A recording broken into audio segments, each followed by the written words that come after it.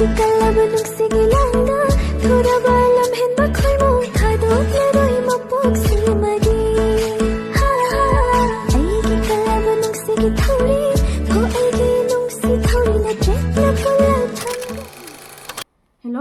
mẹ bắt đầu với công nó không gì sao thì bên ngom là cái cái video cái video là để cho mình xem video rồi nè mẹ là suy nghĩ để nung cái ní con mi video pura la mi edu to bada to video pura la da sine kar mama ngang bi to bedi khang dre sigum se ngang ga khara puk thanja ba hai tare ko amna jeng bada nushi ba ko yam nushi mai mong to sing do bada thomoi jam pen thu ia hai ga dra kai hai ga da khang de mẹ là sẽ dum ubi ra mai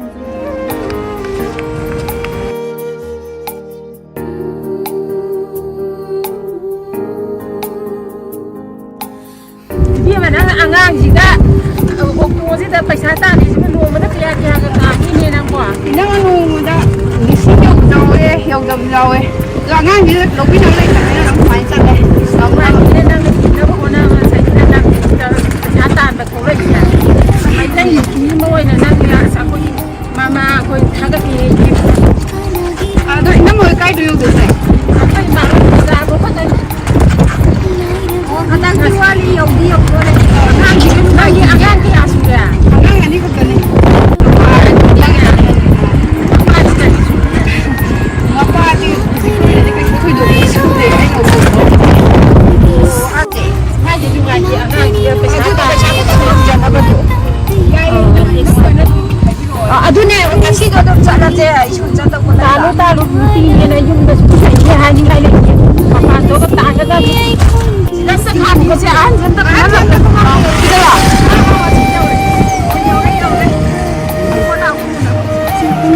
kita la Santa la Ano ri sa ko sa to le au hai la ka ri au ni no pa ka sa se ko di ai ni ka sa pa na bu ye na pa da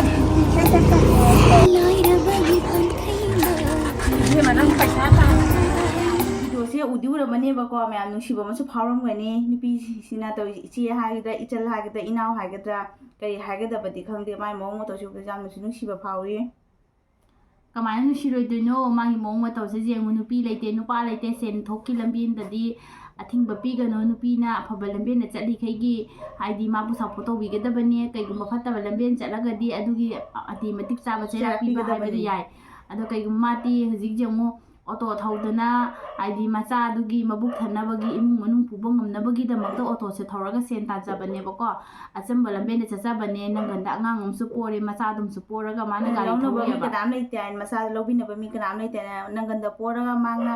को auto rickshaw थौबसे rickshaw हागदा auto हागदा अ थौबे जाम नुसिजै येंबदा निपी गो ओरबने अमु हेने को नुसिबजे फावी मागी video जो बदा अखोइदि मित्तेगी पितागे तो मथौना दो तुगी मतिकि फैयेबको my मथौनासे अदुने बम्याम को अदुनने सुमाय तौब नुपी अंगांगदा वाखलोन फतबा चेनबिगनो दो नुपा ओइबसिंग ज्ञान ताव करिगी नुपा लैरगा करिगी माय मागी नुपी मपान थोनदोइनो इमुदगी मपान थोनबिगनो मागी नुपीबु लुना तौना थंबिबा नुपी ओइबसिंगु नसा सागी नुपी ओइदि लुना तौना थंबिगदबने खुता हामगा पिजगदबने हाइदो खंब्रा हाइदि खुता हामगा पिजौ हाइबे नतेबा चाको इल्ला पिजौ हाइबे नतेबा वाहिदो फजबा लोंदा खुता हामगा त पिजौ हाइबे वाखतनेबा नुपीबु नंगी लोइने बिनि लुन तौबिगदबनि हाइबे वानेबको नुसुंग नुसिग्रबा आइदि इचे हाइगद्रा इचन हाइगद्रा इनाव हाइगद्रा को माना हाइदि आई सेन थोक्तबा यादे आइदि इमुंग मनुंगदि ngamnaba puba tabani मनगंदा आंगांगो पोरगा चटलिबा शो थौरिबदो उबदने अखोइदि थमोइचिगा को नुसिबम सुफाउदि मथक्ता मा तौइबा थौना सुबदा अखोइसु जुम तौनिंगेबको मागी मोंग मथौसु उबदा अखोइसु जुम तौनिंगे माकी मोंग मतौदा तमजा हवो आइदि सुमाइना नुंगना जाबो मरसिदा नुंगना लेदि सरकपदे आइदि थबक अमतंग ओरसु पाइरो अदुगा थबक अमतंग ओरगा सुगेना खल्लो सुमाइना तौबदा हाइदि ngangbigada chaibigadabसु नते अदुगा होय माबु नुसिबेबो कया अमसु यावरि अखोइना माबु थागली सुमाइ नुसि सुमाइना मैम कया अम लेजिबिनेबा नुसिबिगदबनि को इचे कौदा इचल खंगदि खंगदे माय वीडियो से Qatada उरुबदुगा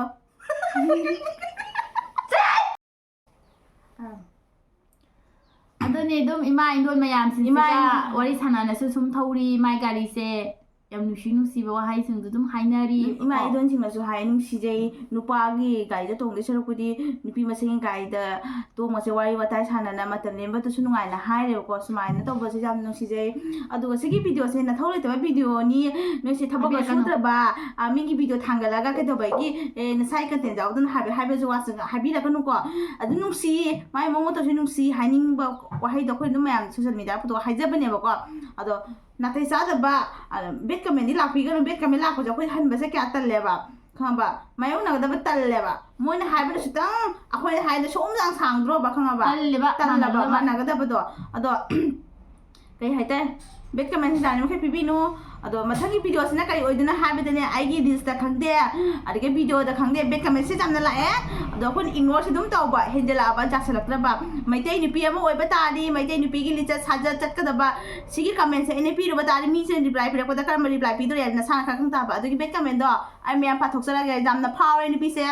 adi ma se chumna power su oiram de ba ko adi sai ta su dum tholam ga i khanga ba chumna power video oiram de ma power ni pi se mayam gi bet mayam da su ma bet comment pi dam godan khale ba aigi channel da su aigi inaw pi channel thoibani le kapal gi channel da su ma bet comment pi le trip akhoi ni channel da su oiram mi pura ma channel oiram ngane khale ma ngamadi nang ngamjaba ta di bi ma nang su social media da kumdana nang mayam akhoi ngang nei sumaina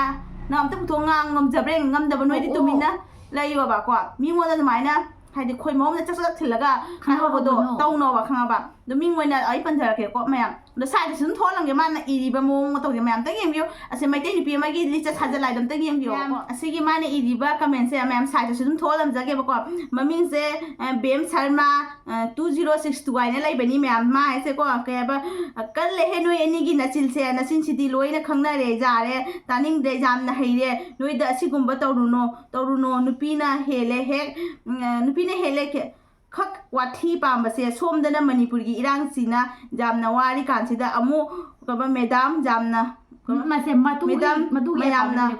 thadura khre thukna khre warak khre loi basida amu tingthoklaga ngangnari ba mi sing se yamna lemdra ba khalen hai ba ko ade madan akhoi di makeup phau tawjaning de asuk war sida manipur gi wang mada lai ba sing amu manipur gi asoi ba thina wari oina ngang ba se pam de akhoi na manipur gi wang mada lai ba noi gi amu haira o haibra wathi na habene ko ma ase ko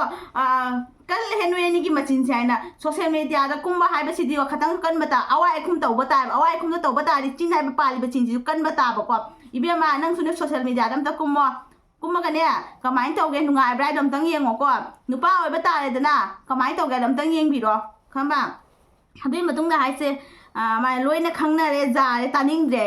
loina khange ja re taning dre ha loina khange ja re taning dre ha re kadi kai do ba gi sikuma video sine social media ne ka da ba chingdo chingdo nga thai thadura ing na ba kai do ba noi manung lo sena di na ba noi are ma yening dre jamna heire noida sigumba tawranu nupi na hele akhoi na kari heladna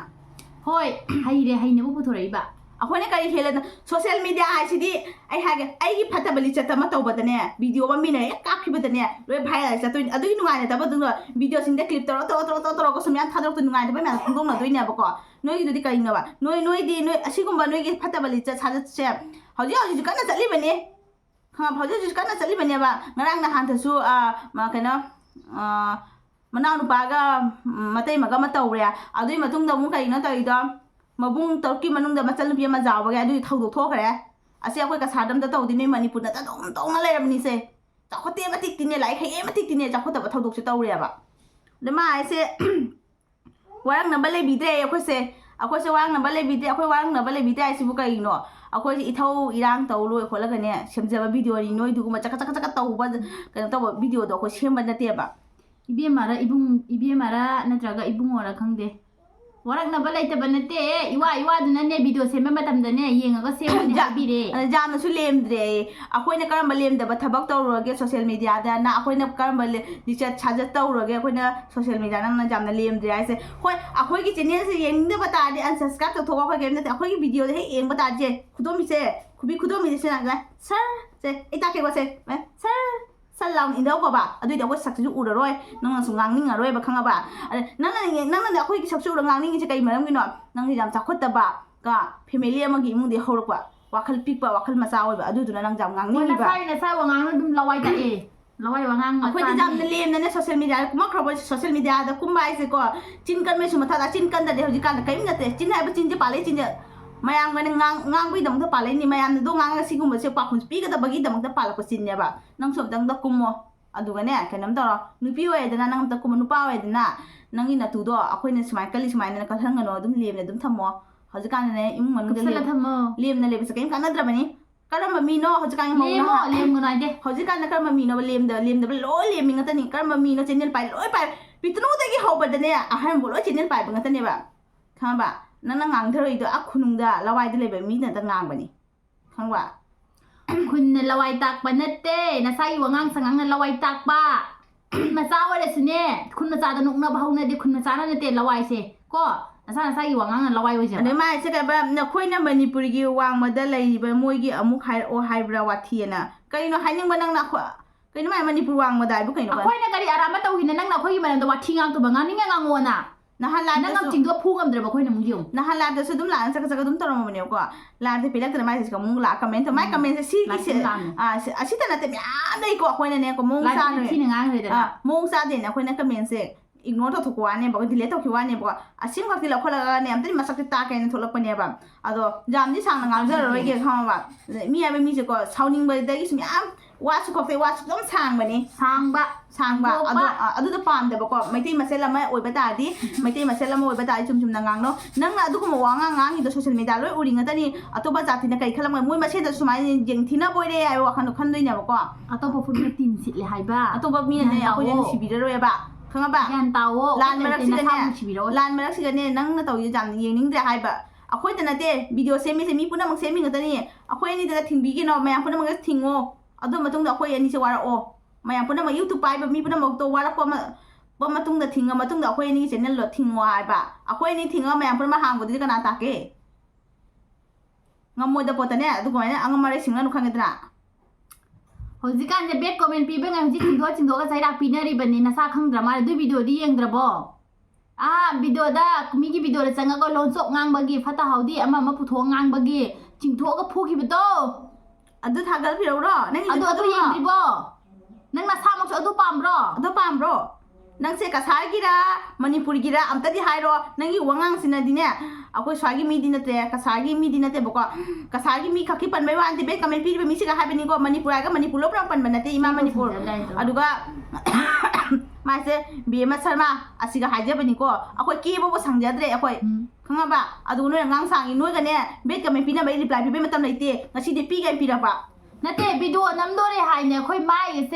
ไก่หายตาเลยคิดตั้งบ่กันว่าต้องสแกร์ฟูลตัวเลยดราไอ้ซ้ำหน้ากันนี่ผ้าพันในโทรศัพท์เนี่ยซ้ำพายอ่างเอาไปมาเลยดูมาหายแล้วนี่นั่นที่น้อยตัววิจัยกันนิ่งมังทัดลิบจะกันยังไงบ้างขณะเกษตรกันนะวิดีโอเสียมตัวเนี่ยเกษตรละเองนะเกดิ่งเกนี่ท้าตรงไอ้กิมเมอร์จีเข้ามานั่นที่นั่งกินโฟนไปนั่งกินโมบายไปทันดูนั่งมาตั้งท้าตรงนั่งนิ่งมาตั้งแต่มันเอาเอ็นี่การแต่นั่งกินเมอร์จีนั่งเต้าโจ้เอาค่อยจะอีไซโฟนนี่อีไซคุณตาไปว่าโฟนอีไซน่ะเต้านิ่งมาตั้งแต่เต้านี่ยูสเต้านิ่งมาตั้งแต่ยูสเต้านี่มาสิกันนั่งงานเมื่อกี้ตะการตาแต่นั่งทิ้งเมื่อกี้จุดตะการตาแต่นั่งอีมาบุกรอนั่งกระหน่ำนั่งกระดิ่งอยู่ดิแกนั่นถึงเมื่อสุดท้ายเอาค่อยกี่อีเมลเอาค่อยอีชานะขังใจนั่งอีเมลนะสร้างขังแต่เอาค่อยกี่อีเมลเอาค่อยอีชานะขังใจนั่งงานนี่จะกันอะไรตัวเนาะ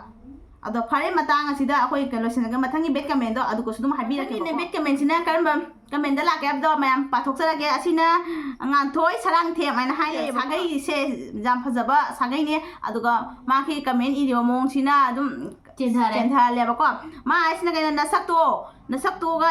ยามนับปักตีเอาค่อยสักปักแต่ประตูดีๆยังวิ่งดูนะหายครับนี่หันจันนะเอาค่อยเจเนลล้อข้างมันทอกพี่ว่าตายคุดมิเชจะสักอินทักประเด็นไปชาติงกันเดินเนี่ยคุดมิเชนากันแต่บันเตะบอกว่าอินคัดพี่เขาจ่ายแล้วก็ดีไอ้กี่เบสกันเมนไอ้กี่เสียงดีเป็นนักแสดงเนี่ยทักกันยังไงนี่ที่นั่นที่กังเซอร์เลยบอกว่านั่งเสียไอ้แกนุชิดนะเบสกันเมนพี่ละคนนุชิดนะเบสกันเมนพี่ละคนเนี่ยบอกข้างกันนะเอาดูก็อีปักเตะดันส์จำนะก็จำนะทางกันเลยดันส์ทางกันนี่ไอ้กี่มาจีนี่ทางกันนี่ไอ้กี่มาจีนี่ทางกันจำเอาคนเนี่ยดันส์ทางกันแล้วก็นั่งจำอย่างนี้จะใครกินนะเอาคนดันส์ปามันกันเนี่ยเอาคนกี่ดันส์ตัวนั่งตำหนิงงงมาตัวตำหนิงงงเอาดูนั่งยิงเนี่ยบ่นั่งตำหนิงเดี๋ยวมาตายนั่งยิงงงไปนั่งยิงงงไปตรงนั้นดินั่งตำหนิงเนี่ยตัวล้อเอาคนนี่ตักพี่แกเรานั่งอยู่วันจ่าคนนี่ขันแกเรางานไทยช่างเทียมก็เว้ยแม่งานถ้วยว่ามาให้พี่ดำแกให้ตาเลยนั่งก็สมัยนั้นที่นางงานไปมาคุยเตนเนก็ Eicher 이ꯗꯩ ꯅꯠꯇ꯭ꯔꯒꯅ ꯏꯆꯦꯔ ꯏꯅꯥꯎꯔ ꯀꯧꯒꯗꯕ ꯑꯃ ꯃꯤꯡꯒꯧ ꯑꯃ ꯀꯧꯔꯒ ꯁꯨꯃꯥꯏꯅ ꯍꯥꯏꯕꯤꯔꯛꯑꯣ ꯃꯇꯝꯁꯦ ꯌꯥꯝꯅ ꯂꯨꯔꯤ ꯐꯤꯕꯝꯁꯦ ꯌꯥꯝꯅ ꯂꯨꯔꯤ ꯌꯥꯔꯒꯗꯤ ꯗꯥꯟꯁꯀꯤ ꯊꯥꯒꯠꯄꯤꯔꯛꯀꯅꯣ ꯚꯤꯗꯤꯑꯣ ꯑꯗꯨꯝ ꯊꯥꯒꯠꯄꯤꯔꯛꯑꯣ ꯆꯨꯝꯅ ꯑꯗꯨꯃꯥꯏꯅ ꯍꯥꯏꯔꯛꯑꯣ ꯑꯩꯈꯣꯏꯅ ꯔꯤꯜꯁ ꯁꯦꯝꯕꯗ ꯑꯀꯥꯏꯕ ꯀꯔꯝꯕ ꯐꯤꯖꯦ ꯆꯥꯛꯆꯥꯗ ꯑꯀꯥꯏꯈꯤꯕ ꯌꯥꯎꯏꯗꯨꯁꯨ ꯍꯥꯏꯔꯣ ꯀꯃꯦꯟ ꯑꯩꯈꯣꯏꯒꯤ ꯋꯥꯈꯟꯗꯗꯤ ꯉꯁꯤ ꯐꯥꯎꯕꯗ ꯐꯤꯖꯦ ꯆꯥꯛꯆꯥꯗ ꯀꯥꯏꯗꯦꯅꯗꯤ ꯈꯜꯂꯤ ꯑꯗꯣ ꯁꯣꯝꯅꯅꯦ ꯍꯥꯏꯔꯛꯏꯁꯦ ꯑꯃꯨꯛꯇꯪ ꯁꯣꯝꯁꯨ ꯁꯣꯁꯤꯌꯦꯜ ꯃꯤꯗꯤꯌꯥꯗ ꯑꯝꯇ ꯀꯨꯝꯃꯣ ꯑꯗꯨꯒ ꯈꯪꯒꯅꯦꯕꯀꯣ ꯑꯗꯩ ꯃꯥ ꯍꯥꯏꯗ ꯀꯩꯅꯣ ꯌꯦꯡꯅꯤꯡꯗꯦ ꯊꯥꯒꯠꯂꯛꯀꯅꯨ ꯂꯩꯄꯥꯛ ꯏꯔꯥꯡ ꯃꯇꯝꯁꯤꯗ ꯂꯩꯄꯥꯛ ꯏꯔꯥꯡ ꯃꯇꯝꯗ ꯑꯩꯈꯣꯏꯁꯨ ꯈꯪꯉꯤ ꯂꯩꯄꯥꯛ ꯏꯔꯥꯡ ꯃꯇꯝꯁꯦ ꯀꯔꯝꯕ ꯃꯇꯝꯗ ꯍꯥꯏꯅ ꯑꯗꯣ ꯏꯍꯧꯁꯦ ꯅꯣꯏ ꯃꯁꯦꯟ ꯑꯗꯨꯝ ꯍꯧꯋꯦ ꯑꯩꯈꯣꯏ ꯀꯁꯥꯔꯗꯗꯤ ꯑꯝꯇꯗꯤ ꯍꯧꯗꯦ ꯅꯣꯏ ꯃꯁꯦꯟ ꯑꯗꯨꯝ ꯐꯨꯗꯦ ꯅꯣꯏ ꯃꯁꯦꯟ ꯑꯗꯨꯝ ꯍꯥꯠꯇꯣꯛꯅꯩ ꯀꯩꯒꯤꯅꯣꯁꯦ ꯑꯩꯈꯣꯏ ꯀꯁꯥꯔꯗꯗꯤ ꯑꯝꯇ ꯇꯧꯗꯦ ꯑꯩꯈꯣꯏꯗꯤ ꯄꯤꯛꯈ꯭ꯔꯕ ꯌꯨꯇꯨꯕꯔ ꯃꯆꯥꯅꯤ ꯑꯃꯔꯣꯝꯗ ꯍꯥꯏꯔꯗꯤ ꯃꯦꯇꯤꯛ ꯊꯥꯕꯒꯨꯝꯕꯅꯦꯕ ꯑꯩꯈꯣꯏꯁꯦꯀꯣ class 1 class 2 class 3 class 4 class 5 ꯂꯥꯜꯂ ꯃꯇꯨꯡꯗ ꯍꯧꯖꯤꯛ ꯃꯦꯇꯤꯛ ꯊꯥꯔꯤꯅꯦꯕ ꯀꯣ ꯑꯗꯨꯒꯨꯝꯕꯅꯦ ꯑꯩꯈꯣꯏꯗꯒꯤ ꯑꯆꯧ ꯑꯆꯧꯕ ꯁꯣꯁꯤꯌꯦꯜ ꯃꯤꯗꯤꯌꯥꯗ ꯌꯨꯇꯨꯕꯔ ꯃꯌꯥꯝ ꯂꯩꯕꯁꯤꯗꯤ ꯀꯃꯥꯏꯅ ꯇꯧꯕ ꯃꯣꯏꯅ ꯃꯌꯥꯝ ꯔꯤꯜꯁꯀ ꯊꯨꯟꯅꯤꯛꯇꯅꯒ ꯀꯩ ꯍꯥꯏꯇꯥꯔꯦ ꯂꯩꯁꯥꯕꯤ ꯈꯔꯅ ꯆꯥꯡꯗꯝ ꯑꯩ ꯍꯥꯏꯖꯔꯛ ꯂꯩꯁꯥꯕꯤ ꯈꯔꯅ ꯐꯨꯔꯤꯠ ꯃꯆꯥ ꯈꯤꯇꯪ ꯂꯤꯠꯂꯒ ꯁꯨꯃꯥꯏꯅ ꯊꯦꯛ ꯈꯣꯏꯅ ꯁꯥꯕꯗꯨꯒꯗꯤ ꯑꯗꯨꯗꯤ ꯐꯖꯔꯦ ꯑꯗꯨꯗꯤ ꯀꯩꯅꯣꯝ ꯇꯧꯔꯦ ꯄꯛꯆꯔꯦ ꯄꯩꯁꯥ ꯄꯥꯏꯔꯕꯅꯤꯅ ꯅꯠꯇ꯭ꯔꯥ ꯑꯗ ꯃꯧ ꯑꯩꯈꯣꯏꯅ ꯇꯧꯕ ꯃꯧ ꯑꯩꯈꯣꯏꯅ ꯇꯧꯔꯁꯨ ꯐꯤ ꯊꯣꯛꯊꯣꯛꯅꯗꯤ ꯇꯧꯕ ꯅꯠꯇꯦꯕꯀꯣ ꯐꯤ ꯁꯦꯠꯇꯅ ꯇꯧꯕꯗꯤ ꯅꯠꯇꯦ ꯐꯤ ꯏꯜꯂ ꯈꯣꯠꯂꯒ ꯇꯧꯖꯕꯅꯦꯕ ꯑꯁꯤꯒ ꯅꯪ ꯅꯃꯤꯠꯁꯦ ꯀꯌꯥꯝ ꯆꯥꯛꯆꯒꯦꯕ ꯅꯪ ꯂꯩꯁꯥꯕꯤꯅ ꯇꯧꯕꯗꯣ ꯇꯧꯖꯔꯁꯅꯨꯅꯦ ꯐꯔꯦꯅꯦ ꯂꯩꯁꯥꯕꯤꯗꯨ ꯃꯥꯟꯅꯔꯒꯦꯔꯥ ꯑꯩꯈꯣꯏꯗ ꯍꯥꯏꯔꯛꯑꯅꯦꯕ ꯑꯗꯨꯃꯗꯤꯀꯣ ꯑꯗꯨꯒ ꯃꯧꯁꯤꯡꯗꯨꯅ ꯇꯧꯔꯤꯕ ꯃꯌꯥꯝꯗꯨꯗꯤ ꯅꯈꯣꯏ ꯎꯔꯤꯕ ꯅꯠꯇ꯭ꯔꯣ ꯃꯋꯥ ꯃꯄꯨꯔꯣꯏꯕ ꯂꯩꯅ ꯑꯇꯣꯞꯄ ꯅꯨꯄꯥꯒ ꯆꯥꯟꯅꯕ ꯃꯋꯥ ꯃꯄꯨꯔꯣꯏꯕ ꯂꯩꯅ ꯑꯇꯣꯞꯄ ꯅꯨꯄꯥꯒ ꯑꯃꯨꯛ ꯀꯣꯏꯕ ꯆꯠꯃꯤꯟꯅꯕ ꯑꯗꯨꯒꯨꯝꯕꯗꯨꯗꯤ ꯊꯤꯡꯕ ꯉꯝꯗꯗꯅ ꯆꯨꯝꯅ ꯚꯤꯗꯤꯑꯣ ꯁꯦꯝꯃꯤꯕ ꯑꯩꯈꯣꯏꯅ ꯏꯆꯝ ꯆꯝꯊꯣꯛꯅ ꯁꯦꯝꯃꯤꯕ ꯑꯩꯈꯣꯏꯗ ꯅꯣꯏꯅ ꯀꯇꯛ ꯇꯧꯔꯤꯁꯦ ꯀꯔꯤꯒꯤꯅꯣ ꯁꯨꯖꯥꯝꯅ ꯀꯛ ꯖꯦꯡꯁꯦ ꯀꯔꯤꯒꯤꯅꯣ ꯅꯃꯤꯠꯁꯤꯡꯗꯣ ꯅꯥꯔꯗꯤ ꯄꯨꯝꯈ꯭ꯔꯣꯅꯦ ꯅꯃꯤꯠꯁꯤꯡꯗꯣ ꯄꯨꯝꯈ꯭ꯔꯣ ꯃꯊꯪꯗꯒꯤꯗꯤꯅꯦ ꯑꯩꯒꯤ ꯔꯤꯜꯁ ꯌꯦꯡꯂꯤꯕ ꯑꯩꯒꯤ ꯚꯤꯗꯤꯑꯣ ꯌꯦꯡꯂꯤꯕ ꯃꯤ ꯈꯨꯗꯤꯡꯃꯛꯇ ꯅꯠꯇꯦꯕꯀꯣ ꯐꯠꯇꯕ ꯕꯦꯠ ꯀꯃꯦꯟ ꯇꯧꯔꯕ ꯃꯤꯗ ꯑꯩꯈꯣꯏꯅ ꯍꯥꯏꯁꯦꯀꯣ ꯌꯦꯡꯅꯤꯡꯗꯕ ꯇꯥꯔꯗꯤ ꯈꯨꯗꯣꯝ ꯁꯔꯁ ꯏꯟꯈꯠꯀꯣ ꯑꯗꯣ ꯏꯟꯗ꯭ꯔꯕꯗꯤꯅꯦ ꯅꯣꯏ ꯌꯥꯝ ꯁꯣꯛꯆꯜꯂꯛꯀꯅꯤ ꯅꯣꯏ ꯅꯃꯤꯠꯁꯤꯡꯁꯦ ꯃꯍꯥꯠꯃꯥ ꯒꯥꯟꯙꯤꯒꯤ ꯆꯣꯁꯃꯥꯗꯣ ꯎꯄꯛꯈꯤꯅꯤ ꯋꯥꯠꯂꯤ ꯅꯣꯏ ꯎꯄꯛꯈꯤꯅꯤ ꯁꯥꯊꯤ ꯎꯄꯛꯈꯤꯅꯤ ꯅꯣꯏ ꯎꯄꯛꯈꯤꯅꯤ ꯃꯍꯥꯠꯃꯥ ꯒꯥꯟꯙꯤꯒꯤ ꯆꯣꯁꯃꯥꯗꯣ ꯑꯩꯈꯣꯏ ꯏꯀꯨꯕꯣꯛꯀꯤ ꯂꯩ ꯄꯤꯕꯤꯔꯧꯔꯥ ꯈꯨꯗꯣꯝꯕꯤ ꯄꯥꯜꯂꯤ ꯈꯨꯗꯣꯝꯕꯤ ꯄꯤꯕꯤꯔꯛꯀꯦ ꯐ꯭ꯔꯤꯗ ꯄꯤꯕꯤꯔꯛꯀꯦ ꯄꯩꯁꯥꯒ ꯃꯊꯛꯇ ꯐ꯭ꯔꯤꯗ ꯄꯤꯕꯤꯔꯛꯀꯦ ꯍꯥꯏꯅꯤ ꯅꯣꯏꯁꯨ ꯉꯝꯃꯒꯅꯦ ꯅꯣꯏꯁꯨ ꯉꯝꯃ ꯁꯣꯁꯤꯌꯦꯜ ꯃꯤꯗꯤꯌꯥꯗ ꯔꯤꯜꯁꯇꯣ ꯁꯦꯝꯃꯣ ꯔꯤꯜꯁ ꯁꯦꯝꯕꯗ ꯃꯇꯝ ꯀꯌꯥ ꯆꯪꯒꯦ ꯑꯝꯇꯪ ꯌꯦꯡꯉꯣ ꯑꯩꯈꯣꯏꯁꯨꯅꯦ ꯏꯆꯥ ꯑꯅꯤ ꯂꯩ ꯉꯥꯛꯇꯅꯤ ꯏꯃꯨꯡ ꯃꯅꯨꯡꯒꯤ ꯊꯕꯛ ꯏꯪꯈꯥꯡ ꯇꯧ ꯂꯣꯏꯔ ꯃꯇꯨꯡꯗ ꯚꯤꯗꯤꯑꯣ ꯁꯦꯝꯒꯅꯤ ꯑꯗꯨꯒꯤ ꯃꯇꯨꯡꯗ ꯂꯥꯏꯚ ꯊꯥꯒꯅꯤ ꯑꯗꯨ ꯃꯇꯨꯡꯗ ꯑꯩꯈꯣꯏ ꯚꯤꯗꯤꯑꯣꯁꯦ ꯁꯦꯝꯃꯤꯅꯤ ꯑꯗꯨꯒ ꯑꯉꯥꯡ ꯁ꯭ꯀꯨꯜ ꯅꯪꯅꯕꯁꯨ ꯊꯥꯏꯅꯤ ꯑꯉꯥꯡꯒꯤ ꯐꯤꯁꯨ ꯁꯨꯔꯤꯅꯤ ꯁꯨꯃꯥꯡ ꯁꯦꯂꯣꯟꯁꯨ ꯂꯣꯏ ꯁꯦꯠꯂꯀꯥꯟꯗꯅꯦ ꯑꯩꯈꯣꯏ ꯇꯧꯖꯅꯤ ꯑꯩꯈꯣꯏ ꯊꯧ ꯂꯩꯇꯕ ꯃꯤꯗꯤ ꯅꯠꯆꯗꯦ ꯕꯦꯠ ꯀꯃꯦꯟ ꯇꯧꯔꯛꯏꯕ ꯅꯣꯏꯁꯦ ꯌꯥꯝꯅ ꯊꯧ ꯂꯩꯇꯕ ꯃꯤꯅꯤꯀꯣ ꯊꯕꯛ ꯏꯪꯈꯥꯡ ꯂꯩꯇꯕ ꯃꯤꯉꯣꯟꯗꯅꯦ ꯈꯟꯅꯕ ꯍꯧꯒꯦꯅ ꯈꯟꯕꯗ ꯈꯟꯅꯕ ꯍꯧꯅꯤꯡꯉꯗꯤ ꯌꯨꯝꯗ ꯂꯥꯛꯑꯣ ꯑꯗꯨꯒꯅꯦ ꯁꯝ ꯄꯥꯏ ꯐꯣꯏꯅꯁꯤ ꯅꯨꯄꯤ ꯑꯣꯏꯕ ꯇꯥꯔꯗꯤ ꯁꯝ ꯄꯥꯏꯅꯅꯦ ꯈꯣꯡꯖꯦꯜ ꯂꯥꯛꯑꯒꯅꯦ ꯑꯃꯨꯛꯇ ꯆꯤꯡꯊꯕꯗꯅꯦ ꯅꯊꯕꯥꯛꯇꯨꯒ ꯏ ꯑꯣꯅꯤ ꯍꯥꯗꯔꯅꯤ ꯈꯪꯉꯕ ꯍꯧꯅꯨ ꯕꯦꯠ ꯀꯃꯦꯟ ꯂꯥꯛꯀꯅꯨ ꯅꯍꯥꯟꯗꯒꯤꯅꯦ ꯑꯩꯅꯅꯦ ꯀꯣ ꯔꯤꯄ꯭ꯂꯥꯏ ꯄꯤꯔꯣꯒꯦ ꯈꯟꯕꯅꯤ ꯌꯥꯁꯜꯂꯛꯇꯕ ꯅꯨꯄꯤ ꯑꯣꯏꯔꯦꯗꯅ ꯑꯩ ꯍꯥꯏꯁꯤꯅꯤꯕꯣ ꯑꯃꯨꯛꯇꯪ ꯃꯦꯠꯄꯗ ꯏ ꯍꯥꯗꯣꯏꯅꯤ ꯅꯨꯄꯥ ꯑꯣꯏꯔꯦꯗꯅ ꯐꯨꯕ ꯃꯑꯣꯡ ꯆꯥꯔꯣꯏꯗꯣꯏꯅꯤꯀꯣ ꯐꯖ ꯋꯥꯍꯩ ꯌꯥꯝ ꯂꯩꯔꯤꯅꯤ ꯁꯣꯁꯤꯌꯦꯜ ꯃꯤꯗꯤꯌꯥꯁꯤꯒ ꯉꯥꯡꯅꯤꯡꯗꯦꯀꯣ ꯑꯩ ꯉꯥꯡꯅꯤꯡꯗꯦ ꯍꯧꯒꯠꯂꯛꯀꯅꯣ ꯑꯩꯉꯣꯟꯗ ꯃꯇꯨꯡ ꯃꯥꯅ ꯕꯦꯠ ꯀꯃꯦꯟ ꯄꯤꯔꯛꯀꯅꯣ ꯔꯤꯜꯁ ꯌꯦꯡꯒꯅꯨ ꯃꯊꯧ ꯇꯥꯗꯦ ꯅꯣꯏ ꯃꯌꯦꯡꯗꯕꯗ ꯑꯩꯁꯦ ꯆꯦꯅꯦꯜ ꯃꯨꯛꯀꯗꯕ ꯅꯠꯇꯦ ꯍꯨꯏ ꯃꯆꯥ ꯅꯣꯏ ꯃꯉꯥꯏꯔꯦ ꯕꯦꯠ ꯀꯃꯦꯟ ꯌꯥꯝ ꯄꯤꯕ ꯍꯩꯔꯤꯁꯦ ꯅꯣꯏ ꯑꯣꯟꯁꯟꯅꯒ ꯇꯨꯀꯠꯆꯩꯅꯦ ꯑꯩꯈꯣꯏꯗꯤ ꯑꯗꯨꯁꯨ ꯑꯉꯥꯡꯒꯤ ꯊꯤꯗꯣ ꯁꯦꯡꯕꯅ ꯐꯩꯅꯦ ꯅꯣꯏ ꯑꯣꯟꯁꯟꯅꯒ ꯁꯔꯛꯄꯨꯗꯤꯅꯦ ꯑꯉꯥꯡꯒꯤ ꯊꯤ ꯁꯦꯡꯕꯅ ꯐꯩ ꯍꯥꯏꯁꯤꯅꯤ ꯏꯆꯥ ꯏꯁꯨꯒꯤ ꯊꯤꯗꯣ ꯁꯦꯡꯕꯅ ꯐꯩ ꯅꯣꯏ ꯀꯃꯦꯟ ꯄꯥꯅ ꯕꯦꯠ ꯀꯃꯦꯟ ꯄꯤꯗꯦ ꯁꯔꯛꯄꯨꯗꯤ ꯌꯥꯝ ꯍꯦꯟꯖꯜꯂꯛꯄ ꯑꯗꯨꯅ ꯄꯤꯔꯤꯕ ꯐꯔꯦ ꯚꯤꯗꯤꯑꯣꯁꯦ ꯃꯇꯥꯡꯁꯦ ꯑꯗꯨꯝ ꯂꯣꯏꯁꯤꯜꯂꯒꯦ ꯃꯊꯪꯒꯤ ꯚꯤꯗꯤꯑꯣꯗ ꯑꯃꯨꯛ ꯊꯦꯡꯅꯁꯤ ꯃꯌꯥꯝ